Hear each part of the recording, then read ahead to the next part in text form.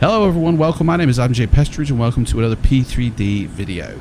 Today we're talking about a problem that's reared its head in versions 5 and 5.1, the device hung error. Don't you just hate it when you're flying around and everything's great and all of a sudden...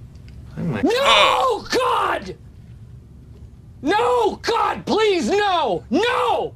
No! That can be super annoying, okay? Now, there are reasons why this is happening, and it's not really to do with P3D, although it is to do with DirectX 12, and I'm going to explain that. But first, a disclaimer. Some GPUs are just not up to the task of managing P3D with all the add-ons, okay? I believe the minimum recommended specs that are advertised by Lockheed Martin are inaccurate. The minimum it says is 4 gig VRAM attached to your GPU, and the recommended is 8 gig. Now that might be true of just the default program running at default values, you know, but let's face it, who actually runs their sim like that? More realistically, it's a lot higher than that. In fact, I don't believe a 4 gig, a 6 gig, or an 8 gig GPU is actually up to the task. I'm not saying they won't run it, but you're going to get this device hung error a lot, and it's mainly to do with Windows and DirectX 12. P3Dv5.0 and 5.1 use DirectX 12, and it has an uncapped amount now on the VRAM and what it can use. So it can use whatever it likes. Back in versions 4, when we were on DirectX 11, the VRAM assignment to the program and its internal programs was capped, which meant that the Windows would never allow it to exceed that, and therefore the developers had to work within them constraints. Now we're on DirectX 12, which brings massive improvement to performance, and also Lockheed Martin can push the sim further. People's GPUs might not be up to the job though, and that's the reason for this device hung error. But there are a few things you can do. If you follow this video, you will actually eliminate that error for good, and that's 100% guaranteed, okay? With the disclaimer, if you follow this video fully. Now, again, I've said, number one, some graphic cards are just not up to the job of running P3D, version 5.0 or 5.1. I believe that you need a TI card to be able to successfully run P3D with all the add-ons that you want to run successfully. The NVIDIA TI cards, 1080, 2080, and then the upcoming 3080 Ti, that's the one I'm going to be getting, that has 20 gig of VRAM assigned to it. P3D version 5 is a very GPU VRAM intensive program, so it'll eat a lot of it. If you're using a lesser card, you're going to get this error. In fact, even on a TI card, you can still get this error. And the reason for the error is basically two things. As I say, it's a little bit to do with DirectX 12 and having an uncapped amount to be able to use, but also it's Windows. Windows 10 particularly basically has this safety feature built into it to protect itself, because if you get a system crash, it can actually ruin the installation of Windows, corrupt your hard drive, and basically nuke your PC. So Windows has this protection feature built into it, which basically gives your graphics card a certain amount of time before it'll reset it to prevent the graphics card taking down the whole ship, as it were. So what is actually happening? Let's find out. Talk about what's actually happening with when you get this hung error message. As you're using P3D, and as I've said, it's a very intensive GPU intense program. You're gonna get spikes in usage. And a spike can just go up and down like that, or it can actually, you know, go up and stay up for a bit, you know, and max out the amount of VRAM attached to your GPU. If that happens, if it maxes and reaches your GPU limit, there's nowhere else to go. So what happens is your card freezes whilst this spike is happening, and then when the spike settles down, your GPU continues. Now, Windows will give your GPU 2 seconds to recover from a freeze, and then it will shut it down. It will reset it basically, and when it does reset it, you get the error, device hung error. Now again, this is a Windows delay thing. It gives it 2 seconds, man. And sometimes a spike can actually last for longer than 2 seconds, and if that spike does go down, your GPU will unfreeze and be able to continue as normal. Unfortunately, if the 2 seconds expires, your Windows program steps in and nukes your graphics card, and you know, you cry basically. So there is a way to actually delay the 2 second gap to 8 seconds to give your GPU more time to recover.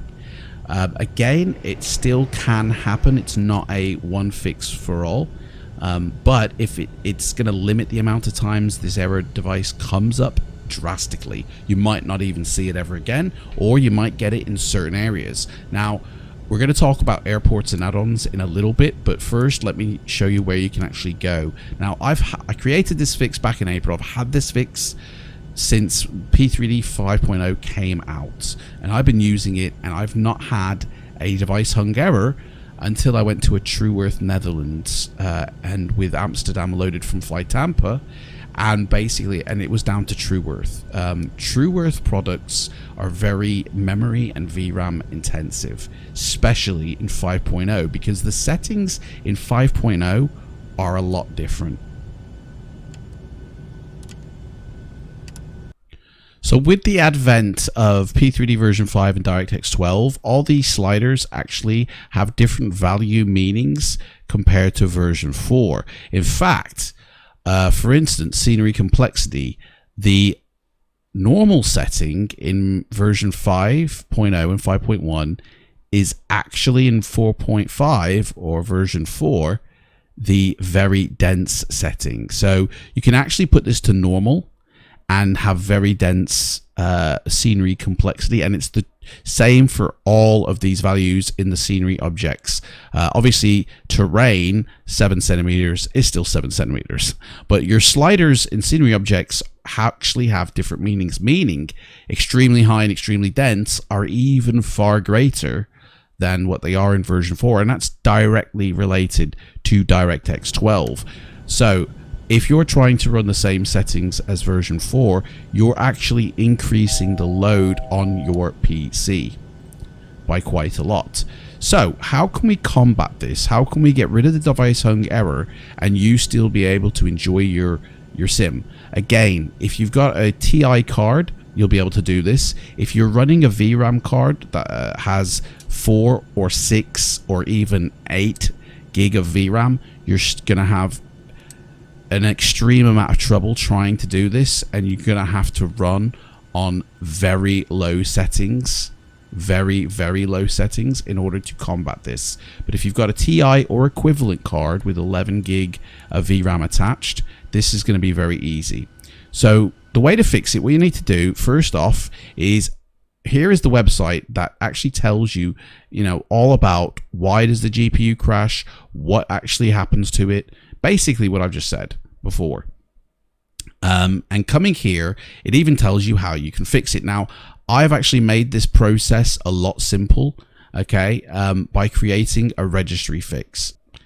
So I've had this available in my Discord since April, basically. And if you click the link down below into my Discord, you can actually download this. And I'm going to show you exactly what's inside. A little reg file, okay? And if you actually want to read what's inside of this reg file, so you know what you're running, because the registry is actually very important, and if you mess with it and you don't know what you're doing, you can actually break your PC. So this is actually what contains within the registry editor, basically these values, which is exactly the same values as this website displays here. It's basically popping in that, and it's a simple 1 step fix. All you have to do to run it is double click it and say yes and okay, and then when you restart your PC, this fix is now in, and you can enjoy either a hung error free sim or a drastically reduced hung error sim. You may still get these issues. Again, it's all down to your GPU and the add-ons you use, so you could still get the error even running my fix, but it's going to drastically reduce it. Now, if you do still happen to get an error when it pops up, note the airport that you're at and the airplane that you're using, and go to a different airport and see if that error still occurs. If it does, it's most likely your airplane. And you want to actually then go into your display and create a custom profile specifically with lower sliding settings for the use of that plane. If it is your airport, what you want to do is come out of your sim, load it back up, and go and select the default profile. And this is going to load up the absolute default of what P3D recommend when it came out. Load up that profile, click OK, and pick a airplane that is quite heavy intensive. So I'm going to choose the PMDG737. That one is quite intensive. Load up whatever weather you would use and actually go to the airport. That is the issue. I'm not saying that LA, by the way, is an issue. I'm using this as an example. So load up into the sim and load in your preferred third-party heavy plane. I'm using the PMDG737NGX, and just load in. Also load in the weather that you're going to be using as well. Like, load in all the apps that you would normally use during a normal flight. And some things to note here is these figures here in the top corner. If you basically double click Z with the shift button, you get to bring up your GPU memory and your frames per second. Now, what you want to do is aim to have your frame rate a set figure. By the looks of it, default P3D actually caps the frame limit to 30. Now, I wouldn't recommend doing this. I actually recommend uncapping that and putting it at unlimited, and keep VSync turned off. Okay, if you do turn VSync on, you can add triple buffering, but I would say leave that off and put that to unlimited, and have it uncapped, and then go into your GPU, and depending on the monitor you've got, setting the cap within your video card control panel. If you're on AMD, I'm sure there are similar ways to do this, but for me, I have my monitor is a 4K monitor. So at native, it's 3840. Always go with the native here. And because it does support 30 Hertz, I have it actually set to 30 Hertz.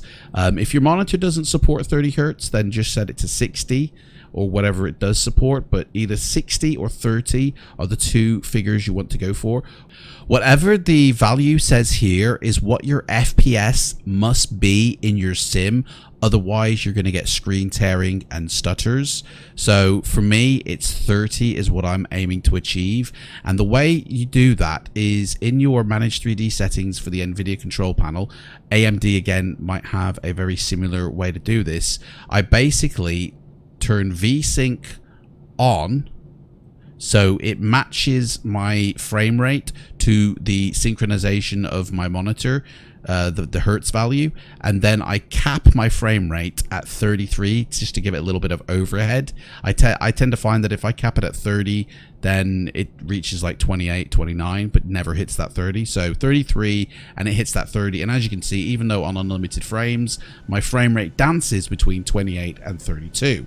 That is great. That is, as long as that's not going really far down to 15 and really high up to 45, those values are too big a jump. You just want it dancing around 5 FPS either side. That is absolutely fine.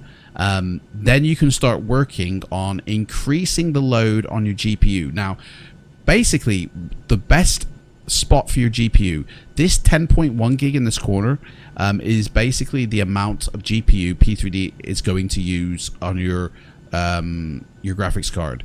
The number on the left is the number it's currently using right now, and I don't actually find that that number is correct. If we open up the task manager and we head to performance and we look at the GPU down here, it's actually saying 6.6 because obviously it's got Windows and anything else you're running to deal with as well. So think of that number plus 1, and that's the real usage of your GPU. Obviously I've got 11 gig of GPU, so there is a buffer amount between this 10 and this 11 of 1 gig, which is fine. I'm actually utilizing my GPU very well, but at the moment it's only managing half of what it can do. So we can actually increase that load quite a bit. So the best way to do it is to get the number on the left 60 to 70% of the number on the right. If you can balance your GPU to, so in my case it would be between 6 and 7 gig, then that is a safe amount of GPU to have within P3D whilst using it and still obtain the frame rate desired. And that will give you smooth flights, and you won't get that device hung error even if you haven't applied my fix. I really do recommend you put the fix in though. This is a secondary. Now, if you come across, like I say, we're in an airport and we're trying to find why this is, you know, maxing out. If even on default settings, it's still like up to nearly 90% of your GPU, you're going to have to reduce the settings even more. But in my case, it isn't. So we can actually start turning things on here. So when you restart your sim and you've got your default profile loaded, start adding sliders and adding things to it. So first thing I'm going to do is I'm going to tick use high resolution terrain textures. I'm going to untick reflections in the clouds. I'm going to untick dynamic 3D vegetation. And I'm going to untick display lens flare. Basically, that's it for now. What you want to do is do one thing at a time. Only add one thing at a time. You can take away as many as you like, but only add one value at a time, and then load up the sim and assess the load on your GPU. Like I said, make sure you load up all your add-ons that you will be using normally as well.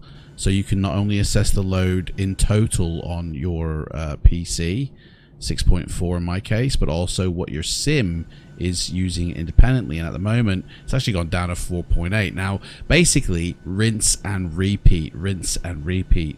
Now that we know we can run this successfully, what we're going to do is just increase it even more. And the best way to do it is to shut the sim down first and then go into your world options and start a fresh flight rather than stacking the settings on your current flight. So in this instance, the next thing I'm going to do, because I use a 4K monitor, is I'm actually going to increase my texture resolutions up.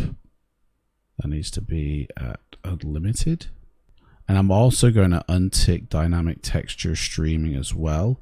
We don't actually need that. Turn on God rays.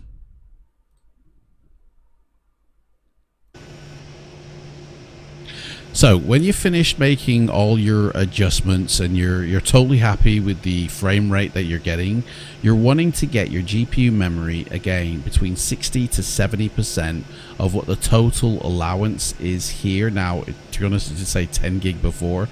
Now it says 9, so it's actually now more like 80-90%. But you're looking to get your usage now in the sim about 60 to 70%. You want to leave yourself some headroom for the flight, because that can go up and down, that GPU memory there, as you load in other things in other places. So making sure as well, like, that you're absolutely happy with everything, like in terms of, you know, quality of textures or whatever. And when you first load into your sim, just get sort of like a little bit above your aircraft so you can see the horizon in the middle, and do a 360 pan. This will actually, this here is a super helpful thing to do, right? First off, it might be stuttery when you first do it, but the frame rate will settle, and when it does settle, you'll find actually that if you're panning like this and there's no stutters and there's no weirdness as you're doing a 360 pan, then you're like, that frame rate is good to go. You can do your flight, and you know that you're not going to have a GPU crash. If you're doing this and suddenly you get to a location and it begins to like really stutter, you're like, whoa, what's... Or if it sort of like lags a little bit as you're panning, then there is something that you're looking at right now that is causing that stutter. So like, for instance, if it did it here, that city over there is the Aerosoft City X Los Angeles, and it's actually for P3D version 4. I haven't, I don't even know if it's compatible with version 5 yet, but I would basically know that that would be the issue. So I'd have two choices: investigate what the issue is and possibly fix it if I can, or just not use that scenery and I won't get that that glitch. Oh, there we got a little plane coming in here to land. Look at that. How cool is that? Anyway, so once you're happy with that, making sure that your GPU is where you want it to be, you can then go on and do your flights. But again, make sure you're running all your weather and all your other add-ons that that you want to. And yeah, you now have got a profile for the airport that you're at. So anytime that you come to this airport, you basically just run your profile. In this case, it was a demo profile that I had. So you just run that, and you're good to go, you know. RIP. Now, of course, the final step of everything, if you can't get your frame rate to maintain at that airport without it crashing, or if you literally just can't get your frame rate to stick at that value that you want, the final thing is upgrade your GPU. It's clearly not good enough, not up to the task. Upgrade to a TI card. There's so many people I see who try and run their sim on a 4 gig, 6 gig, 8 gig card, and I have a feeling that is more the issue than the sim itself or anything else.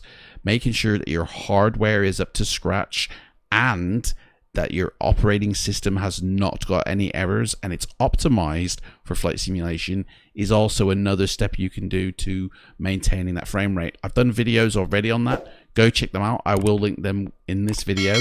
And thank you so much for watching, and I shall see you again in the next one.